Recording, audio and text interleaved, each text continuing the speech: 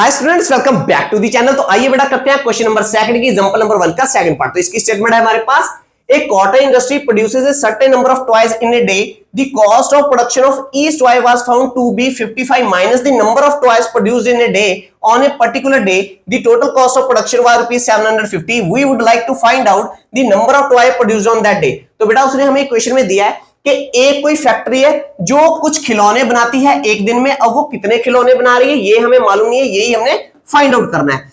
और एक खिलौने को बनाने की जो कॉस्ट आ रही है उसे मालूम करने के लिए, फाउंड करने के लिए आप जितने भी एक दिन में कंपनी ने खिलौने बनाए हैं उसे माइनस कर दीजिए 55 में से।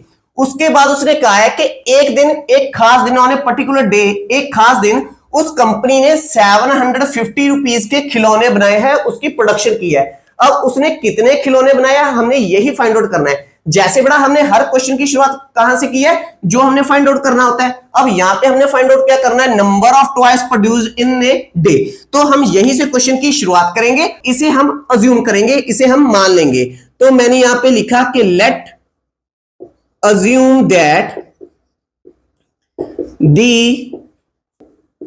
number of toys produced in a day is equal to x। तो बेटा अब मैंने ये मान लिया कि एक दिन में कंपनी कितने खिलौने बना रही है, वो बना रही है x। अगर वो x खिलौने बना रही है तब उसकी कंडीशन के अकॉर्डिंग उसकी कॉस्ट क्या होगी, वो होगी कि cost of production of one toy is equal to. तो बेटा उसने कैसे कहा है कि अगर हमने एक खिलौने की कॉस्ट फाइंड आउट करनी है, फाउंड करनी है, तो 55 में से हमने माइनस करना है। तो 55 में से मैंने माइनस करना है, क्या माइनस करना है, नंबर ऑफ टॉयज जो प्रोड्यूस किए हैं एक दिन में। एक दिन में उसने कितने प्रोड्यूस किए हैं, एक्स। तो मैंने यहां पे क्या ले लिया, एक्स। तो 55 में से अगर मैं x को माइनस कर दूंगा तो मुझे ये मिल जाएगा कि एक दिन में जो वो प्रोड्यूस कर रहा था खिलौने, उसके एक खिलौने की कॉस्ट क्या आ रही है। क्लियर है बेटा। अब इसके बाद अकॉर्डिंग टू स्टेटमेंट, अब फर्दर उसने कहा है कि एक खास दिन क्या हुआ कि उसने 750 की प्रोडक्शन की। तो दैट्स मीन जो उसकी कॉस्ट आई, total cost of production to make toys, वो कितनी आई बच्चों, रुपीज 750। उसने 750 रुपए के खिलौने बनाए हैं। कितने बनाए हैं वो मैंने मान लिया, कितने बनाए उसने, एक्स। तो दैट्स में उसकी टोटल कॉस्ट कैसे आई होगी। अब जितने उसने खिलौने बनाए हैं कि नंबर ऑफ प्रोड्यूस्ड टॉयज, कितने खिलौने बने हैं, मल्टीप्लाई बाय एक खिलौने का खर्चा कितना है, कि cost of production of one toy. तो कितनी कॉस्ट है ये, 750। अब नंबर ऑफ प्रोड्यूस्ड टॉय कितने हैं, एक्स, मल्टीप्लाई बाय एक खिलौने की कॉस्ट क्या है, 55 माइनस एक्स इज इक्वल, जब इन दोनों की मल्टीप्लाई करेंगे हमें क्या मिलेगा, 750। क्लियर है बच्चों। इसे एक एग्जांपल के साथ भी समझ लेते हैं, इससे वीडियो की थोड़ी सी लेंथ बड़ी हो जाएगी पर आपका कंसेप्ट बहुत अच्छे ढंग के साथ क्लियर हो जाएगा बच्चों। अब ध्यान से सुनिए, उसने कहा था कि मान लीजिए एक कंपनी 20 टॉयज मेक करती है, बनाती है, प्रोड्यूस करती है। क्लियर है। अब अगर वो 20 खिलौने बनाती है तो एक खिलौने की कॉस्ट क्या होगी, 55 में से आप टॉयज माइनस कर दीजिए तो एक खिलौने की कॉस्ट क्या आएगी, 35। अगर मैं 20 को 35 से मल्टीप्लाई कर दूं तो मुझे यह पता चल जाएगा कि टोटल कॉस्ट क्या आई है उस दिन की। हमने ये वाला सेम प्रोसीजर फॉलो किया है, यही कंसेप्ट हमने यहां पे यूज किया है।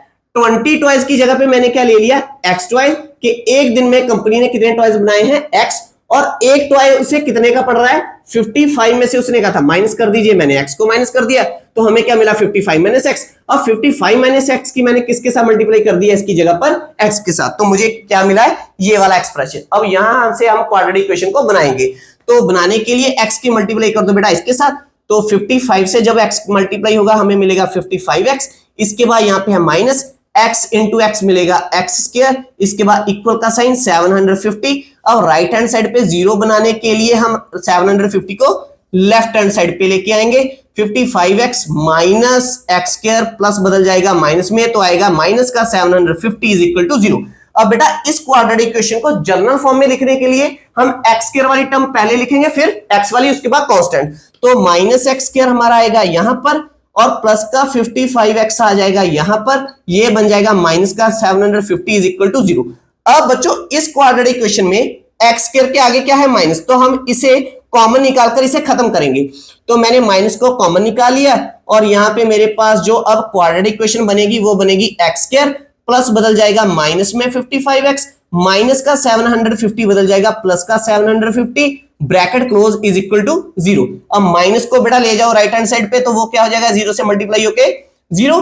तो दैट्स मीन मेरी क्वाड्रेटिक इक्वेशन बनी है x square minus 55x plus 750 is equal to 0। अब बेटा इस क्वाड्रेटिक इक्वेशन की हमने फैक्टराइजेशन के साथ सॉल्यूशन फाइंड आउट करना है, तो उसके लिए हम क्या करेंगे, यहां पे पहले मैं लाइन लगा लेता हूं बच्चों। अब इस इक्वेशन को एक बार हम यहां पे लिख लेते हैं। तो हमारी क्वाड्रेटिक इक्वेशन आई है x square minus 55x plus 750 is equal to 0। तो अब इसके फैक्टराइजेशन करने के लिए बेटा एक्स स्क्वायर का जो कोफिशिएंट है जो दिखाई नहीं दे रहा वो हम पहले यहां पे लगा लेंगे 1। अब 1 की मल्टीप्लाई किसके साथ कराएंगे, जो कांस्टेंट होता है। तो हमें 1 को 750 के साथ मल्टीप्लाई करने के बाद क्या मिला बच्चों 750। अब हमने ये देखना है कि 750 कौन कौन से टेबल पे आ रहा है, या मैं ये कह लूं 750 के फैक्टर्स, उनमें से मुझे एक फैक्टर ऐसा चाहिए जिसे प्लस माइनस करने पे मेरी बननी चाहिए मिडल टर्म, और मिडल टर्म हमारी क्या है माइनस का 55। अगर मैं इन दोनों की मल्टीप्लाई करवाऊं तो मुझे मिलना चाहिए 750। तो बेटा ऐसा फैक्टर देखने के लिए अब यहां पे नंबर्स क्या है बड़े हैं, तो मैंने आपको ट्रिक बताई थी, कौन सी ट्रिक के आप इसके प्राइम फैक्टर बनाइए। तो हम इसके प्राइम फैक्टर बना लेते हैं 750 के। तो यहां पे एक लगाते हैं वर्टिकल लाइन और यहां पे लिखते हैं 750। तो सबसे पहले बेटा कितने पे जाएगा 5 पे, तो कितना आएगा 5 1 जार 5, यहां पे आ गया 2, 5 5 जार 25, यहां पे आ गया 0। ठीक है, उसके बाद फिर से 5 पे जा रहा है, 5 3 जार 15, यहां पे क्या आएगा 0। उसके बाद बेटा जा रहा है 5 पे, 5 6 जार 30, फिर जाएगा 3 पे, 3 2 जार 6, अब जाएगा 2 पे, यहां पे आ गया 1। तो प्राइम फैक्टर बन गया बेटा। अब इन फैक्टर की हमने ग्रुपिंग करनी है। वो ग्रुपिंग कैसे करनी है, जो पहली ग्रुपिंग करनी है उसके लिए अपने मिडिल टर्म को माइंड में रखना है। अब हम जब इसकी मल्टीप्लाई करेंगे हम वहां तक जाएंगे कि हमें ऐसा नंबर मिल जाए जो 55 के पास हो, उसके नजदीक हो। तो 5 5 जार 25, 25 को अगर मैं 5 से मल्टीप्लाई करूंगा तो वो तो बढ़ जाएगा, 125 बन जाएगा, 55 से बड़ा हो जाएगा। तो मैंने पहली ग्रुपिंग यही कर ली क्योंकि यही नंबर पास है 25। क्लियर है बच्चों, मुझे एक फैक्टर मिल गया है 25। अब दूसरा फैक्टर मुझे कौन सा मिल रहा है, मैं इनकी ग्रुपिंग करके बनाऊंगा। तो 5 3 जार 15, 15 2 जार 30, तो मुझे दूसरा नंबर कौन सा मिला 30। तो बेटा 25 इंटू 30, तो मुझे एक टेबल और एक फैक्टर ऐसे मिल गया जिसे मैं मल्टीप्लाई कर रहा हूं तो मुझे बन रहा है 750। और अगर मैं इसे प्लस करके देख रहा हूं तो मुझे क्या मिल रहा है 55, पर मुझे 55 किसका चाहिए माइनस का। तो इन्हें ऐड करने का एक और मेथड है, वो क्या है, आप इन दोनों के साइन चेंज कर दीजिए। तो अगर मैं इसे भी माइनस कर दूं इसे भी माइनस कर दूं तो मुझे क्या मिलेगा माइनस का 55। तो दैट्स मीन मेरा ये फैक्टर बिल्कुल सही है, मुझे यही चाहिए जो मैंने मिडिल टर्म जगह पर यूज करना है बच्चों।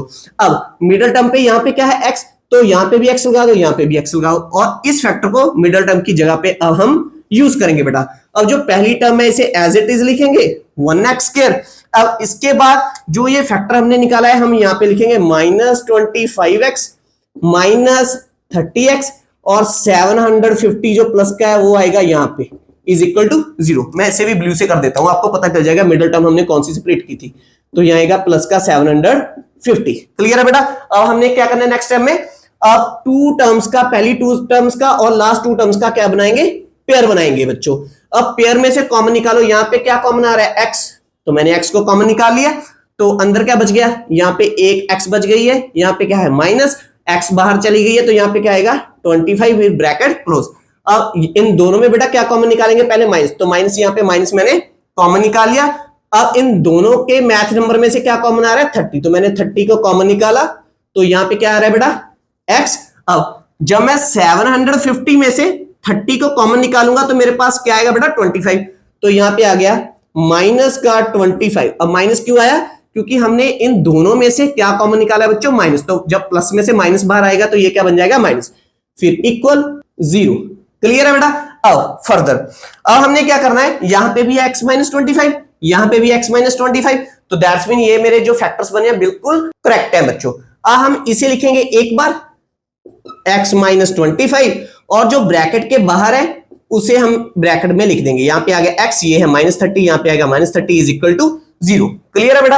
अब दो नंबर्स की मल्टीप्लाई कब 0 होगी, जब इन दोनों में से एक 0 हो, तो either x minus 25 is equal to 0, हो सकता है ये 0 हो सकता है x माइनस 30 और ये 0 हो।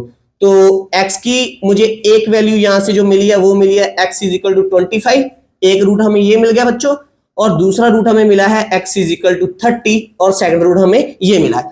अब x हमने अज्यूम क्या किया था बेटा, हमने किया था कि एक दिन में वो कंपनी कितने प्रोड्यूस कर रही है, तो एक दिन में कितने प्रोड्यूस कर रही है, x की वैल्यू अगर हम लेते हैं, अगर हम पहला केस ले, है ना, केस 1, अगर एक दिन में वो 25 प्रोड्यूस करेगी खिलौने, तो उसके एक दिन के खिलौने की कॉस्ट क्या आएगी, 55 minus 25 is equal to 30। Clear है बच्चों, कोई डाउट तो नहीं है। तो ये था हमारा क्वेश्चन जो हमने फाइंड आउट करना था। तो आई होप आपको ये बड़ा क्वेश्चन बहुत ही अच्छे ढंग के साथ समझ में आया होगा। मिलेंगे नेक्स्ट वीडियो में जिसमें हम करेंगे इसका नेक्स्ट क्वेश्चन, क्वेश्चन नंबर 3। तो अगर बेटा आपको मेरे टीचिंग का मेथड अच्छा लगता है तो प्लीज मेरी वीडियो को लाइक और शेयर कीजिए, मेरे इस चैनल को सब्सक्राइब कीजिए। मिलेंगे नेक्स्ट वीडियो में नेक्स्ट क्वेश्चन के साथ, तब तक के लिए thanks for watching, take care, bye bye dear students.